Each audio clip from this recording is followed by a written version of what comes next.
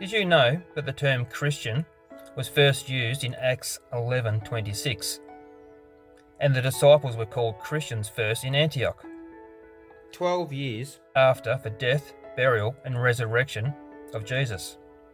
This is after Acts 2, or Pentecost, and Acts 6 with the stoning of Stephen. So, what were the original disciples of Jesus called?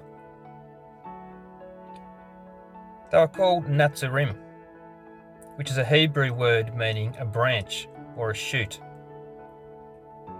and is an obvious metaphor for the Messiah as the righteous branch, as we see in these verses. And they were also called Nazarenes, after Jesus of Nazareth, and also followers of the way, and we see this in Acts 24. And this is the accusation against Paul. For we found this man a pestilent fellow, a mover of sedition amongst the Jews throughout the world, a ringleader of the sect of the Nazarenes. And this was his defence. But this I confess unto thee, after the way which they, the Jews, called heresy, so worship I the God of my fathers, believing all things in the law and the prophets. So I believe the disciples of Christ, from Stephen to Paul, were not Christians.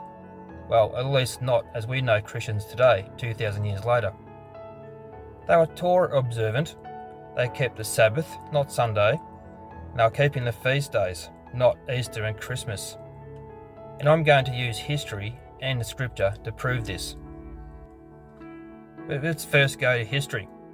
And this is a letter from Saint Epiphanes, a 4th century bishop who wrote the Panarion about 80 different sects and heresies, one of them being the Nazarenes. And it reads, "We shall now especially consider heretics who call themselves Nazarim. They are mainly Jews and nothing else. They make use not only of the New Testament, but also the Old Testament of the Jews. For they do not forbid the books of the law, the prophets and the writings, so they are approved by the Jews, from whom the Nazarim do not differ in anything, and they profess all the dogmas pertaining to the prescription of the law and the customs of the Jews, except they believe in Messiah. They preach that there is but one God, and his son Yahushua HaMashiach, or Jesus Christ. But they are learned in the Hebrew language, for they, like the Jews, read the whole law, and then the prophets. But they differ from the Jews because they believe in the Messiah, and from the Christians because they, until this day, are bound by the Jewish rites, such as circumcision, the Sabbath, and other ceremonies, which means the feast days. Well, so the 4th century church called what Jesus started heresy. Heresy! Because they kept the commandments of God and had faith in Jesus. Almost sounds like the patience of the saints.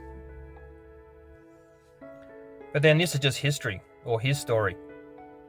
Let's look into the scriptures and actually see if there is any evidence that Paul and all of the disciples were keeping the Sabbath and the feast days. So let's start with Stephen, the first Christian martyr. Did he ever teach against the Torah, the 10 Commandments, or the feast days? No. The fact is, they had to set up false witnesses to say that he did, so he clearly did not. And what about the Sabbath? Were Paul and the disciples keeping Sabbath or Sunday? The fact is, Apostle Paul, the apostle to the Gentiles, was keeping the Sabbath 84 times in the book of Acts alone, as you can see in these verses. Not once does Scripture prove that Paul and the other disciples changed from Saturday Sabbath to Sunday to honour the resurrection of Christ, the Lord's Day. In fact, it proves the opposite. Yes, the lying pen of the scribes has twisted it to say that Jesus rose on the first day of the week, meaning Sunday, and somehow that negates the Sabbath, the only day that God instituted and the only day that truly honours him. So what about Matthew 28:1? Yes, Jesus did rise on the first day of the week, but the word week comes from the Greek word sabbaton, meaning either the Sabbath itself or the interval between two Sabbaths. Which it was, both. On a high Sabbath, the Feast of First Fruits, and on the first day of the week, or day 1 of the Shabbatical cycle, as per Leviticus 23:11. So there is absolutely no scriptural ground for Sunday observance at all. None.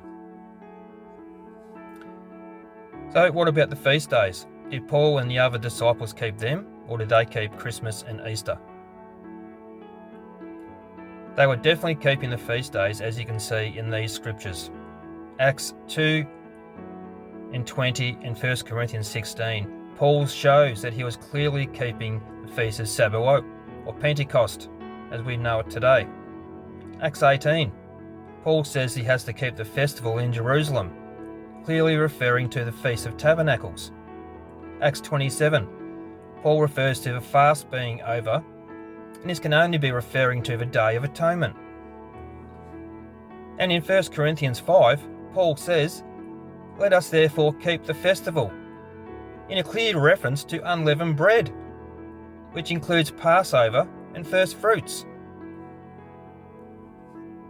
So this was Paul, the apostle to the Gentiles, telling us to keep the feast days. So are we not to imitate him, Paul, as he imitates Christ? Should we not walk as he walked? After all, he is the true vine, and we are the branches of a Nazarene. I am the vine, and ye are the branches of a Nazarene. He that abideth in me, and I in him, the same bringeth forth much fruit. For without me ye can do nothing. If a man abide not in me, he is cast forth as a branch, and is withered.